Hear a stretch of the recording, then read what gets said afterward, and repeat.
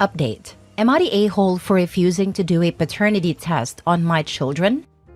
Original post. My ex-husband and I have 3 children. It was a difficult split, as he left while I was pregnant with our twins, and he tried to make everything as difficult as possible. He and his wife are wanting me to do a paternity test on the children, as they are disputing that our youngest is his. And he no longer wants to pay child support for her. Him wanting to reduce his child support has been an ongoing issue. For the last 5 years, he hasn't had a problem regarding the paternity of any of our children. He's now stating that he doesn't think that our daughter is his, and that I have cheated because she doesn't look like him. She doesn't look much like me either. She's got green eyes like I do. Both of us are pale with light-colored hair and eyes. Our daughter has dark hair that is thick and curly. She looks mixed race, and she's the only one who looks this way. Her twin brother looks like my ex-husband. My daughter looks like my grandmother, who is mixed race and was white passing. I'll be honest, that me and his wife do not get along. I mean, it is hard to get along with a woman who your husband left you for. She keeps trying to shove herself in my children's lives and acting like their mom. She keeps insisting that she's mama and they should refer to her as that. They have refused to call her that, which always ends it with my ex calling me frustrated that the children won't give her respect. She's recently been pointing out that my youngest looks darker than her siblings and has been suggesting that my youngest isn't my ex-husband's. I'm close with my former sister-in-law, ex's brother's wife, and she told me before my ex did that he wanted a paternity test and was going to stop paying child support for her. She's also said that ex and his wife are once again having money issues. This was something I had already suspected, as he had stopped taking them on his weekends as he was having to work overtime. And before people tell me to document this, I have everything documented. I refuse to answer calls from him, which forces him to either text or email me so that I can keep conversation records, as I don't trust him. After I found out about him wanting a paternity test, I told him that I wasn't going to consent to him doing a paternity test on the children, and the only way he was getting one is if he took me to court. He told me that it was clear our daughter wasn't his, and that she didn't look like her siblings. He argued that he couldn't afford court, and I was holding his money hostage by forcing him to pay for a child that isn't his. He has now apparently been whining about me on Facebook about how I cheated on him, and I'm forcing him to raise another man's child and forced him to sign the birth certificate. I didn't. He wasn't even there. But as we were still married, I could put him on without him being there. I don't follow him. I had one of his friends try and confront me about it. I want my children to have a relationship with their dad, and I feel like this is stopping them. Though on the other hand, I know there will be something else he, or his wife, takes issue with down the line. Now for the top comments before reading the update. He left when you were pregnant with twins, but doesn't believe the youngest is his? I didn't read past that, because that doesn't make sense to me. Wouldn't the twins then be the youngest? That's correct. She is the younger of my twins. So he thinks only one of the twins isn't his?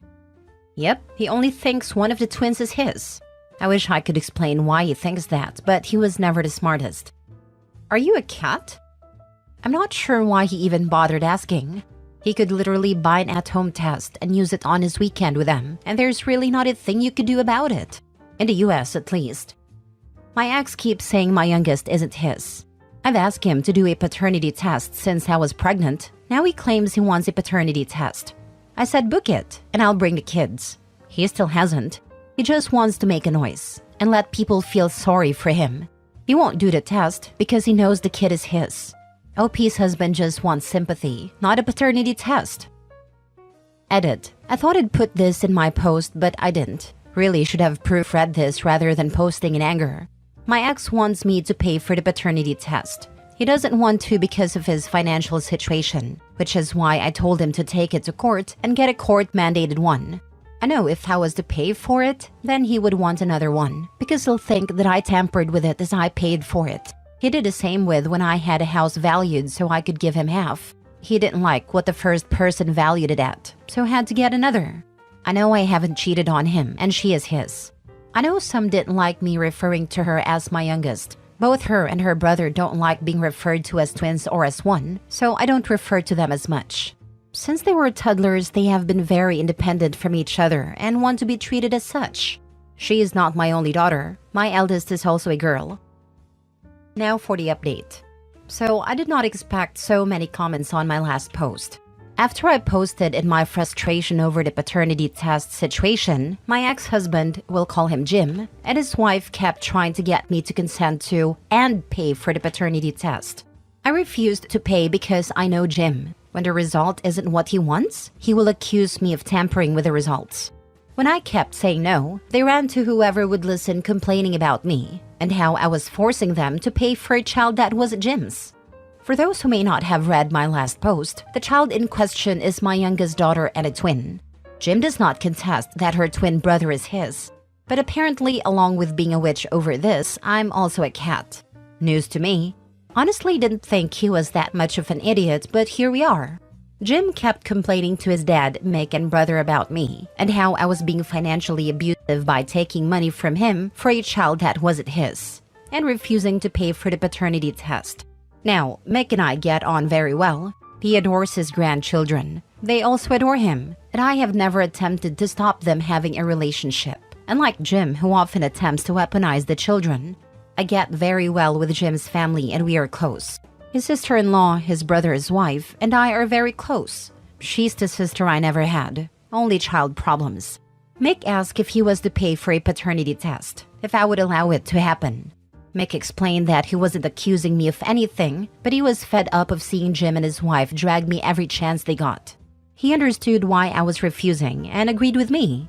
I agreed, but started that Jim should choose the company that the paternity test is done through, and I didn't want to know which one was chosen. That way, I wasn't involved. So we had a paternity test. Mick paid for all 3 children to be tested and had them tested with a private company Jim chose, and then a private company Mick's lawyer recommended. Mick explained he did this so that if Jim started arguing against the results calling them fake, then Mick had another set to back them up. And what do you know? All 3 children are Jim's. Since we've gotten the results, Jim has tried arguing that they're wrong and that the youngest definitely isn't his. He has also been taking to Facebook to complain about me and is threatening to take me to court for fraud. The man couldn't even afford to pay for a paternity test. He definitely can't afford a lawyer to take me to court, but I'd like to see him try. Former sister-in-law has been screenshotting some of his comments and sending them over to me, which we've been having a giggle over. Especially since one of the things Jim was whining about is finding out I've been dating a former friend of his. I say former because he, along with some others, were cut out by Jim's wife. Jim's upset because I am alienating him from the children by dating someone new, coming from the man who left me when I was pregnant for his new wife, who keeps trying to insist she is mama to my children. My children only met my boyfriend for the first time this weekend, after we had been dating for a year. Before people jump to Jim's defense and claim I am alienating him, I've never stopped him seeing or communicating with the children. He's the one that decides when he is interested in being their dad. So yeah, unsurprisingly, my children are Jim's. Jim's still an idiot. The children are happy as they're off to have a sleepover at their granddad's with cousins, while I get to have wine and spend the evening catching up with my former sister-in-law. Jim and his wife are still mouthing off on social media, but it's falling on deaf ears for the most part. While ex-father-in-law and brother-in-law seem like smart guys, so the stupidity isn't genetic. Jim's just an A-hat with an idiot witch for a new wife. Enjoy your kids, your friendships, your new boyfriend, and wine. Maybe father-in-law should get a paternity test on Jim. Jim's the a-hole. Screw him. He needs to pay for things he wants, not other people. He thinks a woman could have twins from 2 fathers? Ridiculous. He doesn't want to have a boyfriend? Ridiculous. Let him wallow in his own stupidity and live a crappy life. Actually, it can happen that a woman can have twins by 2 separate fathers/sperm donors, but the woman has to sleep with the 2 different men very close together. Biology can be such fun. I saw it on Maury years ago. Mom was white, dad was black, and one twin was mixed and the other was very white with red hair. Dad was the father of their mixed twin, not the other one who was the one dad thought wasn't his. Next story. Am I the a-hole for rejecting my friend's request to have an open relationship with my husband? Original post. I, 30 female, have been married to my husband, 32 male, for 5 years. We have 2 beautiful kids, 5 male and 6 female, and have a very strong relationship and are happy together. Recently, my friend Lisa, 29 female, confided in me that she has developed feelings for my husband. She said that she finds him attractive and admires our relationship, and she asked if we would consider having an open relationship so she could be with him too. I was shocked and told her no, explaining that my husband and I are committed to each other and that we are not interested in an open relationship. Lisa got upset and accused me of being selfish and closed-minded. She argued that modern relationships should be flexible and that I was denying her happiness. Since then, Lisa has been distant and has been spreading rumors in our friend group, suggesting that I am overly possessive and controlling. This has caused a lot of tension, and some of our mutual friends are now taking sides.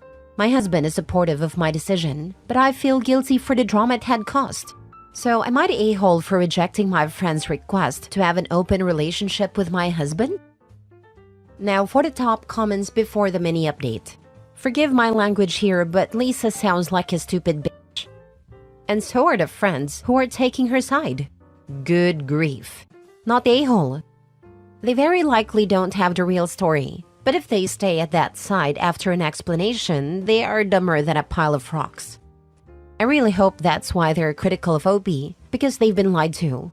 The husband is a human being, not a library book. The whole have that man washed and sent to my tent vibe Lisa is showing is just gross. Not a-hole. Tell the friends that are on her side to let her sleep with her husband. Seriously, do this. You are 100% in right here. Your ex-friend is so self-absorbed that it beggars belief. She's calling her best friend possessive of her husband, who doesn't seem interested in sleeping with her either. Lol. Your husband does not want it. You and your husband are happily monogamous. End of discussion. She's not your friend. She's an attempted home wrecker. They are not your mutuals. They are her flying monkeys. Cut them out of your life if they think this is acceptable. Not the a-hole, obviously. Whoever thinks like Lisa must be stupid. And all of these people who are on Lisa's side are equally stupid for supporting her. Tell the truth, OP. Distance yourself from her. Edit. This attracted a lot more attention very fast than I thought it would. I've read most of your comments, and I think tomorrow I will talk to the whole friend group about it and I'll update after. Mini update. After reading some of your comments, I decided to bring the group out for coffee and I told them all about what Lisa said and the real story. I also showed them the Reddit post. After showing them, there were 2 girls that were still on Lisa's side. So I took some advice from the comments and said, let Lisa bang your husband, then you can be on her side. After that, everyone was on my side, thankfully. Lisa wasn't happy at all, and she started ranting about how it wasn't fair. She just wanted to experiment something new, and it wasn't even that bad of a request. You're making it such a big deal, which I didn't get. Me and the rest of the group have officially cut contact with Lisa. Just hoping she doesn't try to reach out. We'll update if something happens. Also just clarifying that Lisa also asked my husband for an open marriage.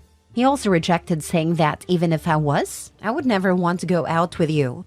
I'm thinking of cutting off the ladies that were on Lisa's side for so long, but I'm not sure if they heard a different story or not. Last story. Am I the a-hole for exposing my husband's affair with his much younger childhood friend? My 34 female husband, 36 male, and I have been married for 12 years. We have 2 kids together, ages 10 and 8. Everything seemed perfect until I discovered that my husband has been having an affair with his childhood best friend, Emily, 22 female. Emily's practically family. Our families have been close for decades, and she was often at our house growing up. When she was a kid, my husband used to babysit her. I always thought of her as a little sister, so you can imagine my shock when I found out they were involved. The affair started when Emily turned 18, but I found out through messages on my husband's phone that he had been grooming her for years. He bought her gifts, took her on special outings, and made inappropriate comments that she didn't understand at the time. Now that she's an adult, their relationship has turned physical. I was horrified and confronted my husband. He tried to downplay it, saying they were just old friends who got too close. But the messages I found were explicit and clear. I decided to tell my family and his family. My parents and siblings were outraged and supported my decision to leave him. However, his family's divided. Some of them think I'm overreacting and that it's just a midlife crisis. Others are appalled and think he's a predator. Even our friends are split. Some believe I should forgive him for the sake of our children, while others agree that what he did is unforgivable. I've moved out with the kids, and we're staying with my parents. Now I'm being accused of overreacting and breaking up our family over something that isn't that serious. So, am I the a-hole for exposing my husband's affair with his much younger childhood friend? I want to clarify something real quick. My husband and Emily's relationship is more of a brother-sister bond, but I didn't know any other word to describe it, so I used childhood friend. They want to designate you the a-hole because the only alternative is to accept that their loved one, your husband, has done a despicable thing. He's an a-hole, and so is everybody who enables him to carry on as if he's done nothing wrong. I'd be really interested to know what Emily's family makes of it. Not a-hole. I would also put it back into people saying she's overreacting. If their spouse groomed a child they were babysitting and had known since the child was in diapers. Something is throwing me off. OP's husband is 14 years older than his friend. Did he start babysitting an infant when he was 14? And isn't it slightly odd that her parents would have a teenage boy, and at some point a man, babysit their daughter? I'm not sure I believe this story. If it's true, OP's husband is a sick, twisted groomer/predator. Leave him, and ignore anyone who says you shouldn't. How are you childhood friends with someone 10 years younger? Doesn't work that way. My husband used to babysit Emily. He was like an older brother to Emily. Soon, when Emily was a teen, she asked my husband for advice and questions regarding her period, her private parts, etc. Mind you, Emily was about 13 that time, and my husband was in his mid to late 20s. Your husband is a predator and pedophile. He groomed her from a very early age, just waiting for her to be legal. Please listen to those who are holding him accountable. What your husband did is disgusting, and anyone who sides with him are pedophile/predator neighbors. I'd seriously keep my kids away from all of them. I hope you kept evidence to use in a divorce. Not a-hole, nor are you overreacting. I'm not sure how this is even a question in your mind, but gaslighting can create a mental fog and make you question things. You are doing and have done the right thing.